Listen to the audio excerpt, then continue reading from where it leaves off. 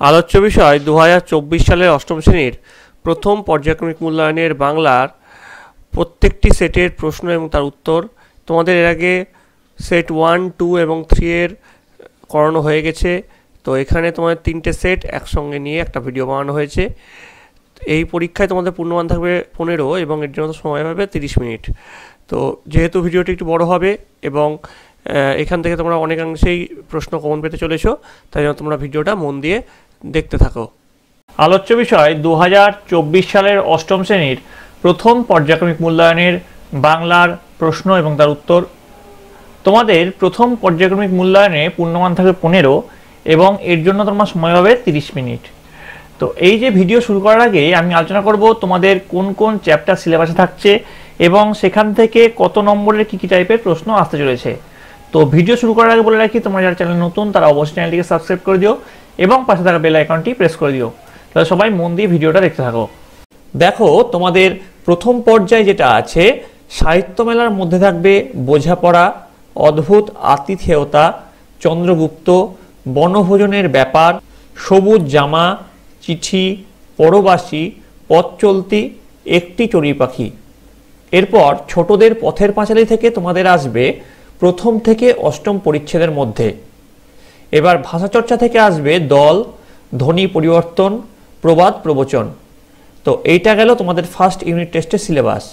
এবার প্রথম পর্যায়ক্রমিক মূল্যায়ন যেটা 15 নম্বরের হবে, সেখানে তোমরা দেখে নাও, গদ্য থেকে এমসিকিউ থাকছে একটা 1 নম্বর প্রশ্ন থাকবে, একটা 2 নম্বর প্রশ্ন থাকবে, মোট থাকবে তোমাদের 4 নম্বর। এছাড়াও কবিতা থেকে তোমাদের এমসিকিউ একটা, এছাড়াও 1 নম্বর প্রশ্ন একটা, 2 নম্বর প্রশ্ন একটা, মোট 4 নম্বর। ব্যাকরণ থেকে তোমাদের এমসিকিউ থাকবে 2টো, এছাড়াও 1 নম্বর প্রশ্ন থাকবে 3টে, মোট থাকবে 5 নম্বর। আর সহায়ক পাঠ থেকে তোমাদের 1 নম্বরে 2টো প্রশ্ন থাকবে, মোট থাকবে 2 নম্বর। এইভাবে তোমাদের 15 নম্বরের বিভাজন এখানে করা হবে। তাহলে এবার আমরা দেখে নেব অষ্টম শ্রেণীর প্রথম পর্যায়ক্রমিক মূল্যায়নের প্রশ্ন এবং তার উত্তর। প্রথম যে প্রশ্নটা আছে, সঠিক উত্তরটি নির্বাচন করো যে কোনো একটি। বোঝাপড়া কবিতাটি কোন কাব্যগ্রন্থ থেকে গৃহীত?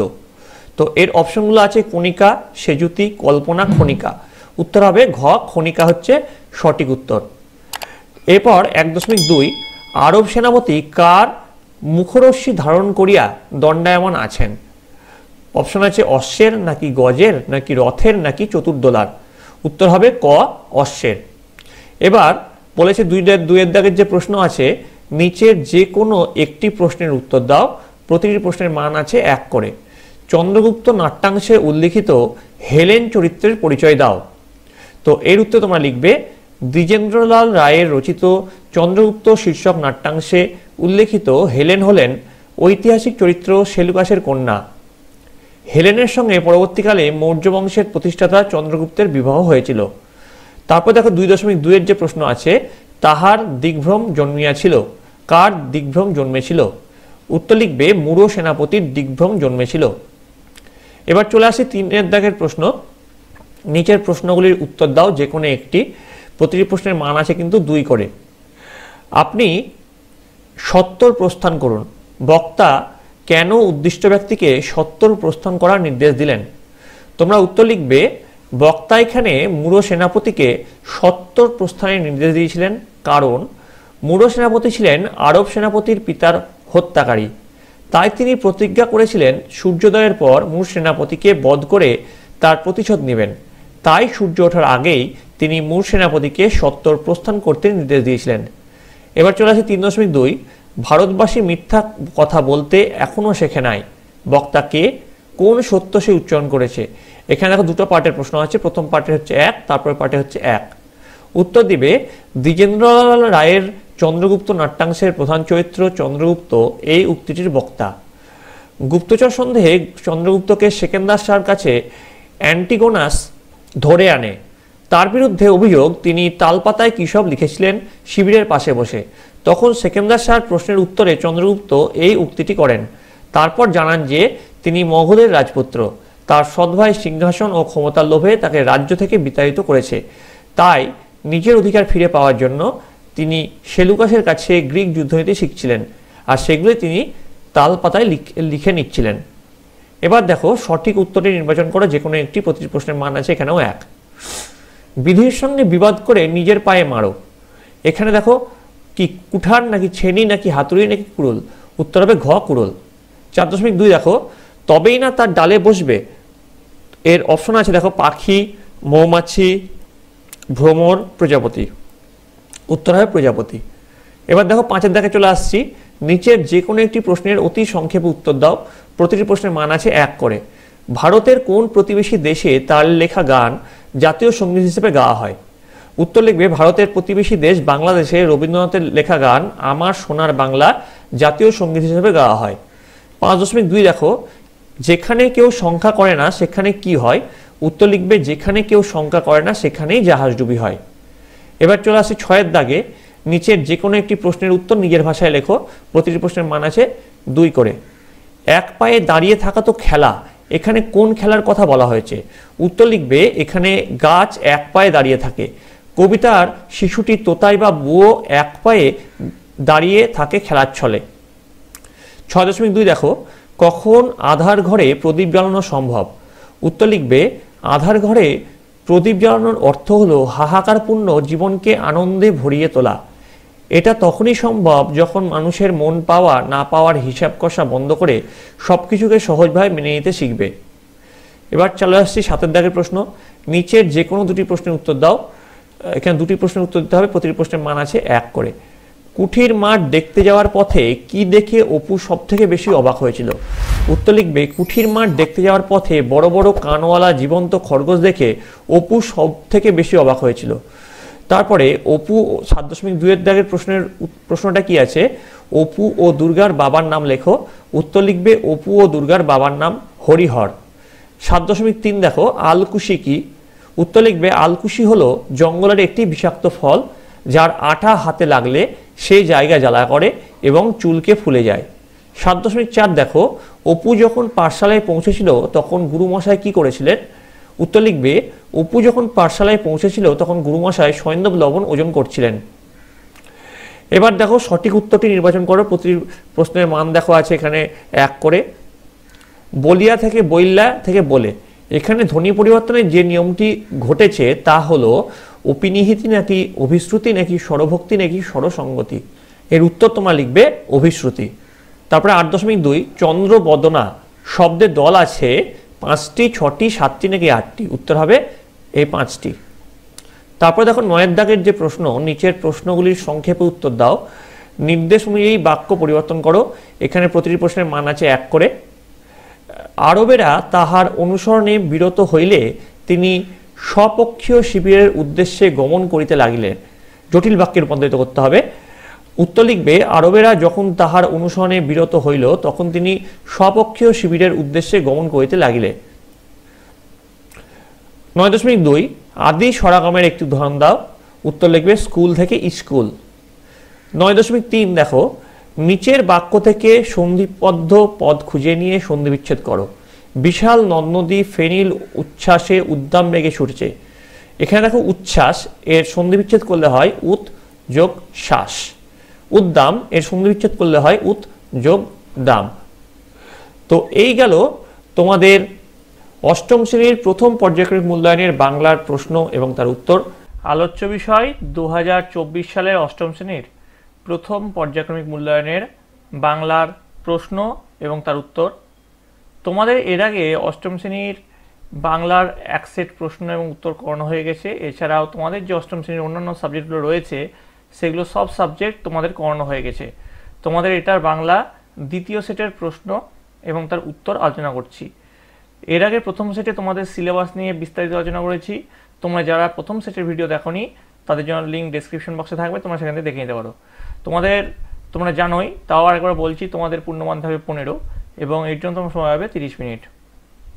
তো দেখে নাও, প্রথমে 1 নম্বরে আছে নিচের বিকল্পগুলির মধ্যে ঠিক বিকল্পটি বেছে নাও যে কোনো একটি। 1 গুণ 1 টেনিদাকে বাদ দিয়ে চাঁদা উঠেছিল 6 আনা নাকি 10 আনা, 6 আনা নাকি 10 টাকা নাকি 10 টাকা 4 আনা, কোনটা? তো সঠিক উত্তর যেটা হবে সেটা হচ্ছে 10 টাকা। 2 নম্বর, চন্দ্রগুপ্তকে নির্বাসিত করেছিলেন সেকেন্দার, মহাপদ্ম, নন্দ, সেলুকাস। উত্তর হচ্ছে নন্দ। 2 নম্বর, খুব সংক্ষেপে নিচের একটি প্রশ্নের উত্তর দাও। আমাদের জাতীয় ধর্ম এই। আরব সেনাপতি কোন জাতীয় ধর্মের কথা বলতে চেয়েছেন? উত্তর লিখবে আরবদের জাতীয় ধর্ম হলো আতিথেয়তা, অর্থাৎ তারা কখনোই অতিথির অনিষ্ট চিন্তা করে না। তারপরে দেখো 2.2, চন্দ্রগুপ্ত নাট্যাংশটির ঘটনাস্থল কোথায়? উত্তর লিখবে সিন্ধু নদতট।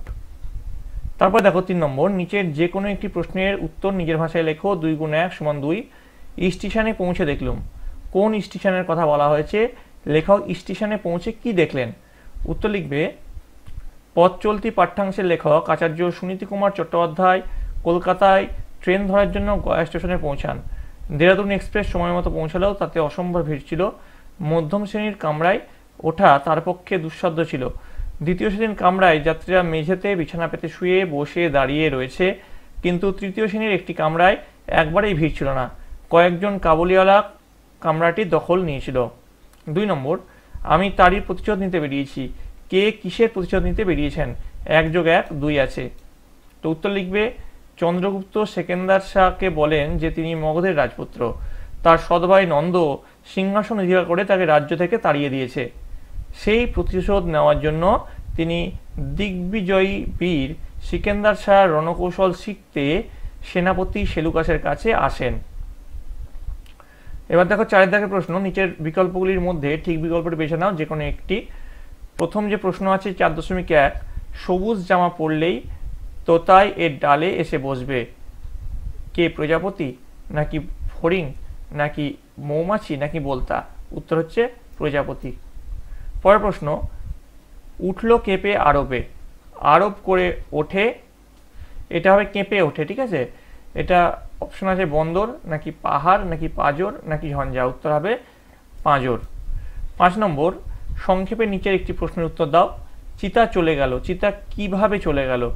উত্তর লিখবে চিতা বন্যপ্রাণীর কথাকলির বেগ তুলে লুব্ধ হিংস্র ছন্দে চলে গেল। 5.2, সবুজ জামা আসলে কি? উত্তর লিখবে সবুজ জামা আসলে সবুজ পাতার সমন্বয়। এবার দেখো 6 দাগের প্রশ্ন, নিচের যে কোনো একটি প্রশ্নের উত্তর নিজের ভাষায় লেখো। 2 × 1 = 2। মানধাত্তারি আমল থেকে চলে আসছে এমনি রকম। মানধাত্তারি আমল বলতে কি বোঝো? তখন থেকে কি চলে আসছে? উত্তর লিখবে মানধাত্তারি আমল বলতে বোঝায় বহুদিন ধরে চলে আসছে এমন। কবি বলেছেন ভালো অথবা মন্দ যাই হোক না কেন সত্যকে যেন আমরা সহজভাবে গ্রহণ করি। কেউ আমাদের ভালোবাসে, আবার কেউ ভালোবাসে না। কেউ ধার দেনায় বিক্রি হয়ে গেছে, অথচ এমন মানুষও আছে যে সিকি পয়সাও ধার করে না। এরকম বিপরীততম ঘটনা বহুদিন ধরে চলে আসছে। এই প্রসঙ্গেই কবি মানধাত্তার আমলের কথা উল্লেখ করেছেন। এবার দেখো 6.2, তেমন করে হাত বাড়ালে সুখ পাওয়া যায় অনেকখানি।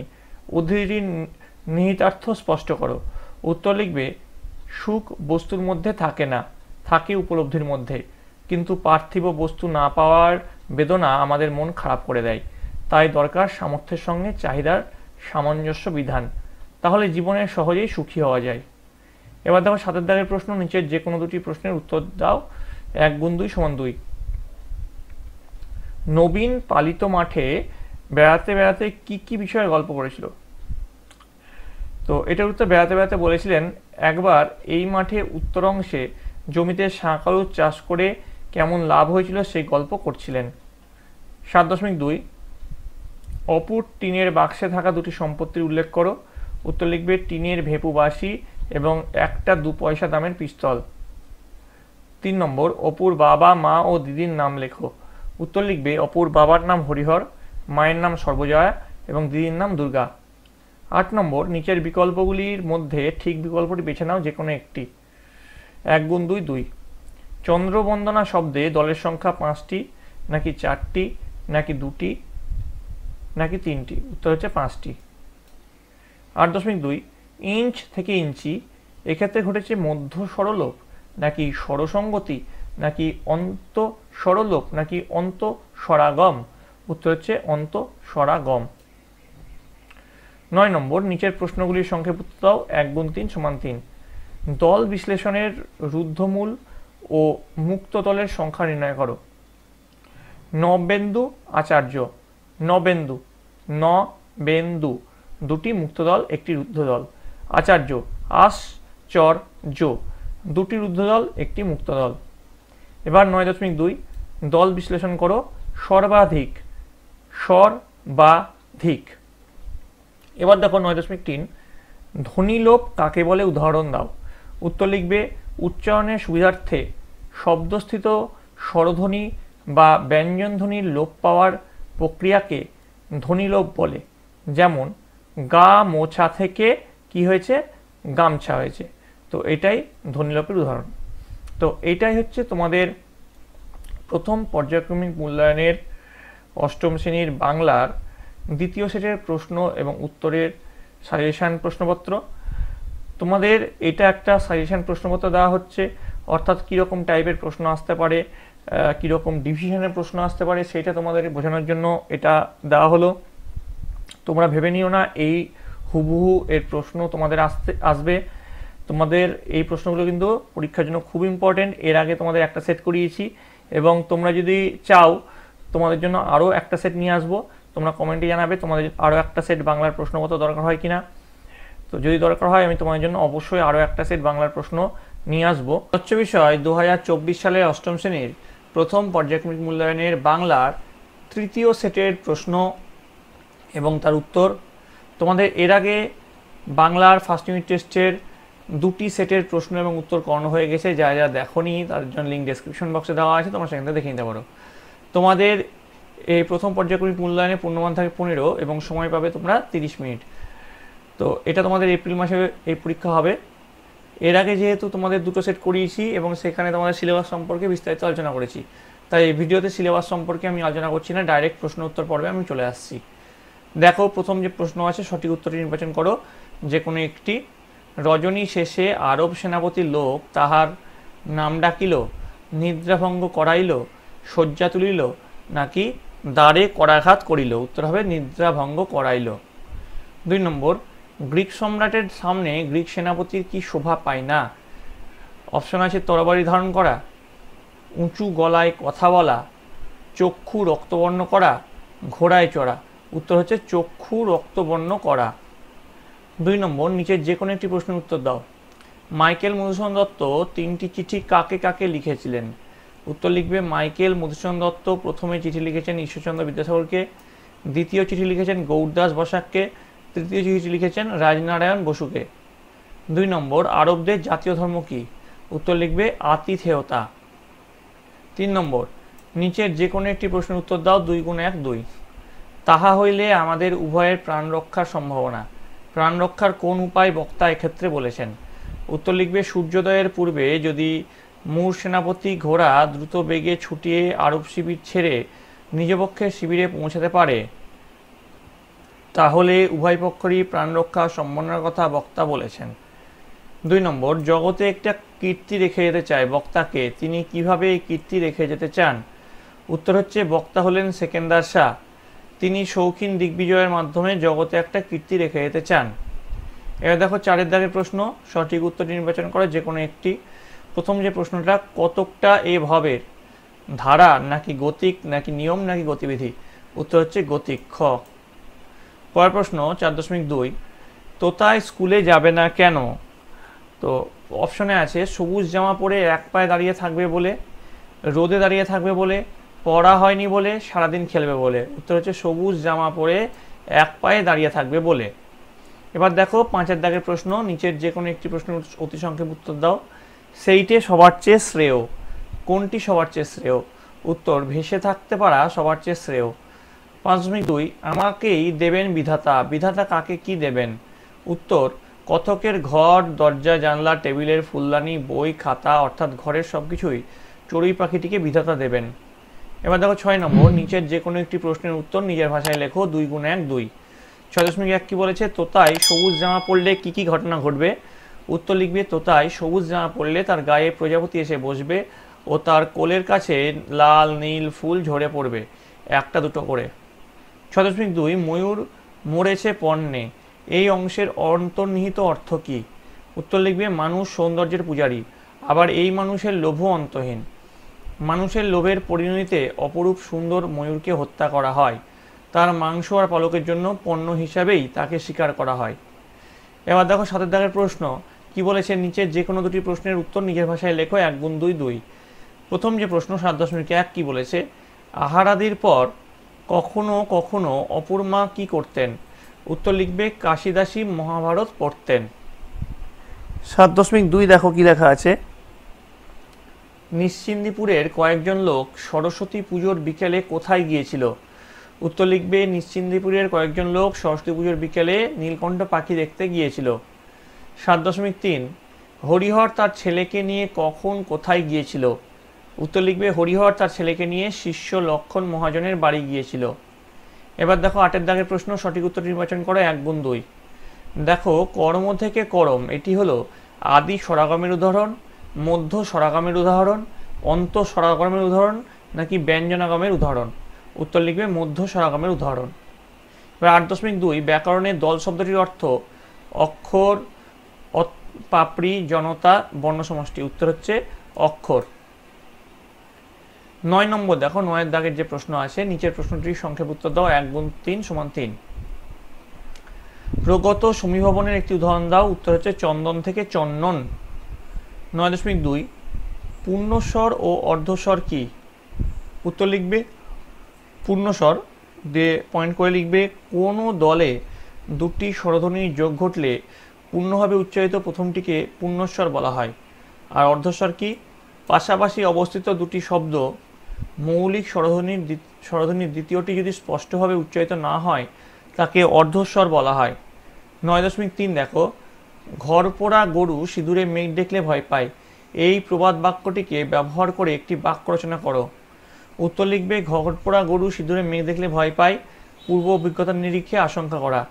একবার ব্যবসা করতে গিয়ে অনেক লোকসান হয়েছে, আর ব্যবসা করতে যাচ্ছি না, যেন ঘর পোড়া গরু সিঁদুরে মেঘ দেখলে ভয় পায়। তো এই ছিল তোমাদের অষ্টম শ্রেণীর প্রথম পর্যায়ক্রমিক মূল্যায়নের বাংলার তৃতীয় সেটের প্রশ্ন এবং তার উত্তর। তোমাদের এই যে প্রশ্ন উত্তর এটা কিন্তু সাজেশন হিসেবে দেওয়া হলো, এটাই যে হুবহু আসবে তার কোনো মানে নেই। তোমাদের যে 3টে সেট করানো হলো সে 3টে সেট ভালো করে তোমরা করো এবং তোমরা তোমাদের বইটা খুঁটিয়ে পড়ো। আশা করি তোমাদের পরীক্ষায় কিন্তু সাফল্য নিশ্চিত। তোমাদের বাংলা ছাড়াও অন্যান্য যে সাবজেক্টগুলো আছে সকল সাবজেক্ট তোমাদের ভিডিও দেওয়া হয়েছে এবং একটি অল সাবজেক্ট ভিডিও দেওয়া হয়েছে। তোমরা যারা যারা দেখোনি ডেসক্রিপশনের লিঙ্ক থেকে সেই ভিডিওগুলো তোমরা দেখে নিতে পারো। তোমাদের যদি এই ভিডিওটা ভালো লেগে থাকে অবশ্যই লাইক করবে, বন্ধুদের কাছে অনেক অনেক শেয়ার করবে। পরীক্ষার বেশি সময় নেই, তোমরা মন দিয়ে সকলে পড়াশোনা করো। তোমরা সকলে ভালো থাকবে, তোমরা সকলে সুস্থ থাকবে।